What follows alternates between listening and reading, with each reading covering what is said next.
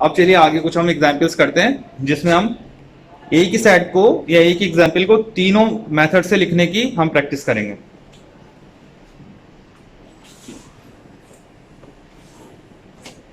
सबसे पहले हम एग्जाम्पल ले लेते हैं कि लेट्स से अगर आपसे कहा जाए कि आप एक सेट बनाइए नेचुरल नंबर्स का, राइट, तमाम नेचुरल नंबर्स का एक सेट बना दें, तो इसको हम डिस्क्रिप्टिव फॉर्म में कैसे लिखेंगे?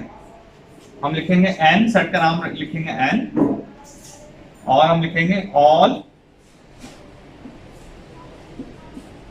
Natural numbers. ठीक है, डिस्क्रिप्टिव फॉर्म में आपको पता है हम ऑब्जेक्ट्स का नाम नहीं लिखते, बल्कि हम बस एक लाइन लिख देते हैं, एक जुमला लिख देते हैं, जुमले के अंदर उसको अच्छा सा बता देते हैं कि इसके ऑब्जेक्ट्स क्या होंगे। ओके, तो अब अगर हम इसे रोस्टर मेथड या टेबुलर फॉर्म में लिखेंगे तो कैसे लिखेंगे? हम उसमें ऑब्जेक्ट्स लिख देंगे कॉमा सेपरेटेड,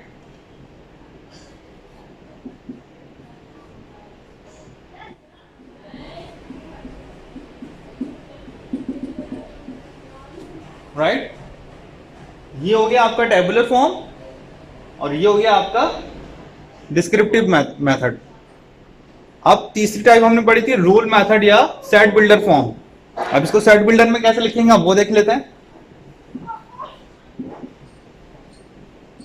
एक्स कॉलन, ये हमेशा ऐसे ही लिखते हैं, एक्स कॉलन हमेशा ऐसे लिखते हैं, शुरू में ये बता रहा है कि ये कि आगे जो डिटेल आ रही है वो ऑब्जेक्ट्स की एक्सप्लेनेशन है, यानी x means objects, objects of this set, x is an element of, आपको पता है ये वाला साइन किसका होता है? एलिमेंट ऑफ का। x is element of n natural numbers, बस। ठीक है, हमने कैरेक्टरिस्टिक्स के जरिए से बता दिया कि जो ऑब्जेक्ट्स है उसकी प्रॉपर्टीज या उसकी कैरेक्टरिस्टिक्स क्या हैं, कि वो नेचुरल नंबर्स हैं। किसी भी चीज की कैरेक्टरिस्टिक्स क्या होती हैं? जैसे ये पेन है, इसकी कैरेक्टरिस्टिक क्या है कि ये लिखता है, ब्लैक है, ठीक है, इसमें इसका कैप होता है, इसके अंदर रिफिलिंग हो सकती है, ये इसकी कैरेक्टरिस्टिक्स हैं। इसके वैसे कलर, इसकी बॉडी का कलर वाइट है, ये सब इसकी क्या है? कैरेक्टरिस्टिक्स या प्रॉपर्टीज। तो सेट बिल्डर फॉर्म में हम ऑब्जेक्ट्स का नाम नहीं लिखते, ऑब्जेक्ट्स नहीं लिखते, ना ही डिस्क्रिप्शन लिखते हैं, बल्कि हम क्या बताते हैं? उसकी प्रॉपर्टीज के थ्रू उसको एक्सप्लेन कर देते हैं कि इस सेट में वो ऑब्जेक्ट्स आएंगे जो नेचुरल नंबर्स हैं। ठीक है, चलिए और एग्जांपल देख लेते हैं इसी तरीके की।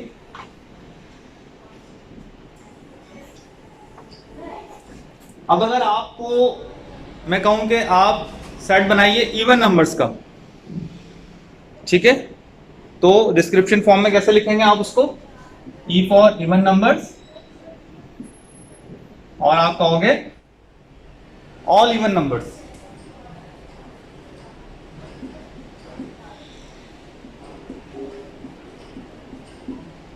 बस जुमले, एक जुमले में आपने बता दिया कि इसमें ऑब्जेक्ट जो आएंगे वो होंगे कौन कौन, वो होंगे all even numbers. Even number जो 2 के टेबल में आते हैं, 2, 4, 6, 8, 10। इसी को जब हम टेबुलर फॉर्म में लिखेंगे तो E is equal to 2, 4, 6, 8, 10 onwards. Dot dots का मतलब है कि ये अनलिमिटेड चले जा रहा है।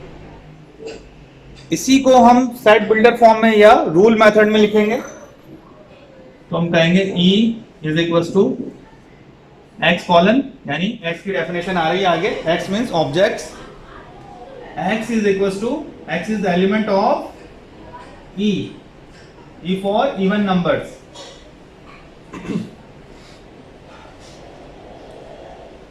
बस दैट्स इट। थोड़ा सा ये वाला थर्ड वन थोड़ा सा मुश्किल है, लेकिन अगर आप प्रैक्टिस करोगे तो आपको समझ में आ जाएगा। अब हम थोड़ी सी इससे कॉम्प्लेक्स एग्जांपल देख लेते हैं।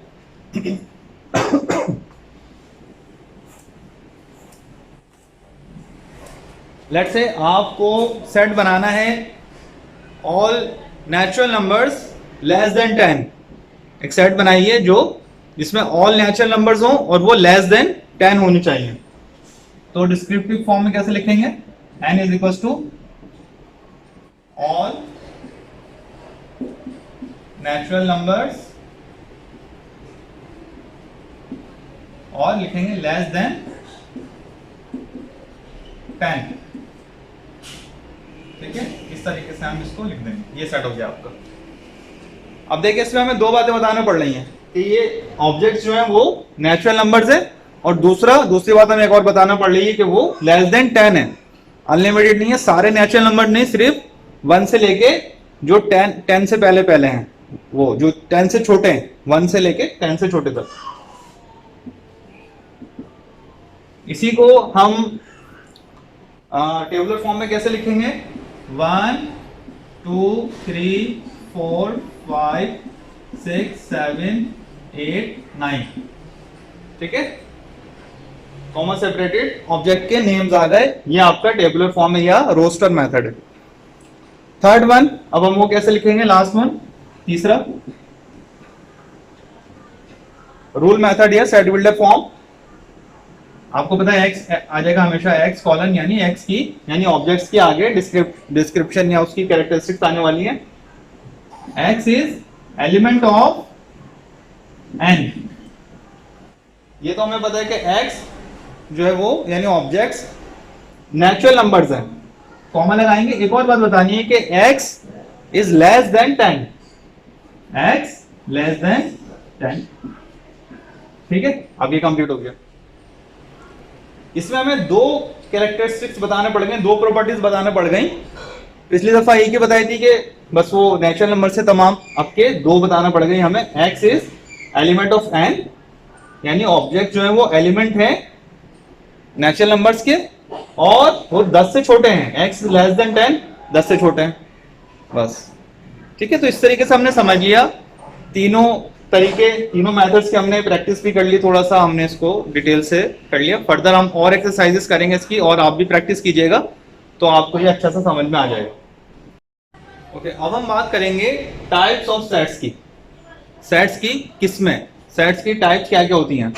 नंबर 1 होती है हमारे पास इक्वल सेट्स।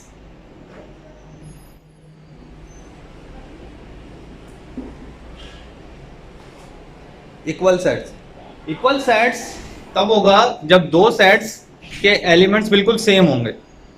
तो दोनों सेट्स को हम क्या कहेंगे कि ये इक्वल सेट है। लेट्स से हमारे पास एक सेट है ए बी सी, और एक और सेट है हमारे पास बी, उसमें भी है ए सी बी। अब देखिए दोनों सेट्स में ए बी सी बी एक जैसे एलिमेंट्स हैं, एक जैसे ऑब्जेक्ट्स हैं, तो हम लिख सकते हैं ए इज इक्वल टू बी। जब दो सेट बराबर होते हैं, दो सेट इक्वल होते हैं, तो उसको हम लिखते हैं ए इक्वल टू बी। अच्छा, यहां पे एक और चीज समझ लीजिए कि सेट का ऑर्डर मैटर नहीं करता। अगर सेट के अंदर जो ऑब्जेक्ट्स हैं उनका ऑर्डर मैटर नहीं करता, जैसे ए बी सी था ऊपर, नीचे कर दिया ए सी बी, या ये हो सकता था सी बी ए, इसका ऑर्डर कुछ भी हो सकता है, लेकिन इससे सेट में फर्क नहीं पड़ता, सेट वही रहता है, सेट सेम रहता है। तो सेट के ऑब्जेक्ट्स का ऑर्डर मैटर नहीं करता, ठीक है। इनका ऑर्डर चेंज है लेकिन एलिमेंट सेम है, इसलिए ये दोनों इक्वल सेट्स हैं, ए इक्वल टू बी। ये ऑर्डर वाली बात याद रखिएगा, ये एक इंपॉर्टेंट कॉन्सेप्ट है। सेट के एलिमेंट्स का ऑर्डर अगर आगे पीछे हो जाए तो उससे कोई फर्क नहीं पड़ता, सेट वही रहता है। नेक्स्ट है हमारे पास equivalent sets. Okay, equivalent sets दो सेट्स तब होंगे जब उनके नंबर ऑफ ऑब्जेक्ट्स या नंबर ऑफ एलिमेंट सेम होगा।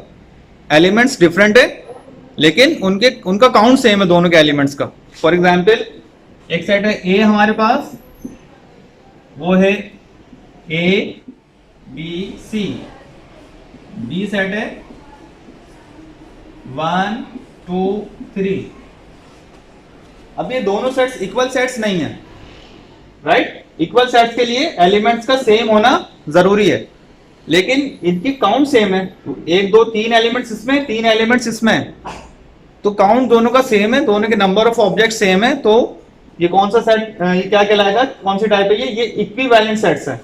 इक्विवेलेंट को कैसे लिखते हैं, ए और इक्विवेलेंट बी, ये साइन होता है इक्विवेलेंट का, कि ए सेट बराबर है बी के, यानी ए सेट की जो काउंट है ऑब्जेक्ट्स की वो बराबर है बी सेट के ऑब्जेक्ट्स की काउंट है। ठीक है। थर्ड आता है हमारे पास फिनाइट सेट्स। फिनाइट सेट्स वो सेट्स होते हैं जिसके नंबर्स ऑफ एलिमेंट काउंटेबल होता है, जिसके नंबर्स को आप काउंट कर सकते हो, यानी उसके लिमिटेड नंबर्स हैं। जैसे अगर मैं कहूं कि natural numbers less than 5 n is equals to 1 2 3 4, natural numbers का सेट जो लेस देन 5 हो, तो इसके काउंट हमें पता है 1 2 3 4 इसके 4 एलिमेंट्स हैं, 4 इसके ऑब्जेक्ट्स हैं, तो ये कहलाएगा फिनाइट सेट। इसी के अपोजिट होता है एक और infinite set.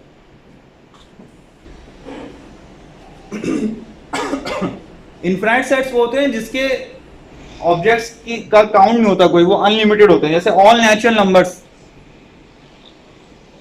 n is equal to 1 2 3 4 and onwards. अब वो अनलिमिटेड ये काउंट चले जा रहा है। नेचुरल नंबर्स की तो गिनती चलती रहेगी ना, लाखों करोड़ों अरबों खरबों में ये जाता रहेगा, तो इसके हमें काउंट इसका नहीं पता कि इसके ऑब्जेक्ट्स की एक्चुअल काउंट क्या है, इसको हम गिन नहीं सकते, ये अनलिमिटेड है, ये कहलाएंगे इनफिनाइट सेट्स।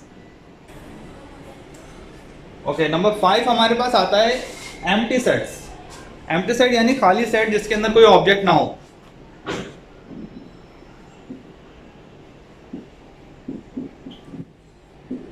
एम्प्टी सेट इसको जाहिर करते हैं ऐसे एक साइन से, या तो ऐसे बना के ऐसे इस सिंबल से इसको जाहिर करते हैं कि ये एम्प्टी सेट है, या इसको ऐसे जाहिर करते हैं एम्प्टी ब्रैकेट से कि ये एक ऐसा सेट है जिसके अंदर कोई ऑब्जेक्ट नहीं है। फॉर एग्जाम्पल अगर मैं आपको कहूं कि ऐसे ट्राइंगल्स का सेट बनाइए जिसकी 4 साइड होती हैं, तो ट्राइंगल की तो 3 साइड्स होती हैं, 4 साइड्स वाला तो कोई ट्राइंगल होता ही नहीं है, राइट।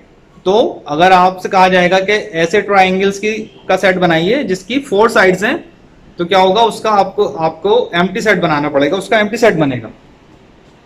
जैसे ट्राइंगल विद 4 साइड्स, आप इसको कैसे लिखोगे, या तो आप इसको ऐसे शो कर दोगे कि ये वाला set equals to empty set है, या आप इसको इसकी जगह ये लिख दोगे, दोनों में से कोई एक लिख दोगे तो मकसद पूरा हो जाएगा। ये लिख दो या ये लिख दो, ये वाला लिख दो, तो आपका मकसद पूरा हो जाएगा। ठीक है, एम्प्टी सेट्स क्या होते हैं, जिसमें कोई ऑब्जेक्ट नहीं होता, सिंपल आसान सा कॉन्सेप्ट है। तो ये थे आपके सेट की टाइप्स।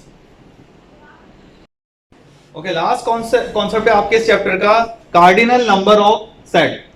सेट के कार्डिनल नंबर क्या होता है, उसके ऑब्जेक्ट की काउंट को कार्डिनल नंबर कहते हैं। जैसे एक सेट में अगर 3 एलिमेंट्स हैं तो हम क्या कहेंगे, उसका कार्डिनल नंबर क्या है, 3। अगर एक सेट है उसमें जैसे वॉवल्स का सेट है तो वॉवल्स कितने होते हैं, 5, तो उसमें 5 ऑब्जेक्ट हैं तो उसका कार्डिनल नंबर क्या आएगा, 5। अगर मैं कहता हूं कि आप डेज ऑफ वीक का सेट बनाइए तो डेज ऑफ वीक 7 होते हैं, तो कार्डिनल नंबर क्या आएगा, 7, राइट। तो जितने ऑब्जेक्ट्स होते हैं, जो नंबर ऑफ ऑब्जेक्ट होती है, ऑब्जेक्ट का जो काउंट होता है, उसको कहते हैं कार्डिनल नंबर ऑफ सेट। इसको जाहिर कैसे करते हैं, फॉर एग्जाम्पल एक सेट है आपके पास n, नेचुरल नंबर्स का सेट है 1 2 3 इसके अंदर ऑब्जेक्ट है बस, तो इसका कार्डिनल नंबर क्या होगा, 3। लिखेंगे कैसे, n ऑफ, ब्रैकेट्स में लिखेंगे n, सेट का नाम, n means number of n, number of elements is equals to 3, बस ये सिंपल ऐसे लिखते हैं कार्डिनल नंबर को। ठीक है, अगर कोई और हम बना लें, इसके अंदर सेट बना देते हैं, लेट्स से वॉवल्स का, v is equals to a e i o u, तो अब क्या होगा, अब कैसे लिखेंगे, कार्डिनल नंबर इसका क्या होगा, n, number of vowel set is 5, बस सिंपल, ये इतना आसान होता है।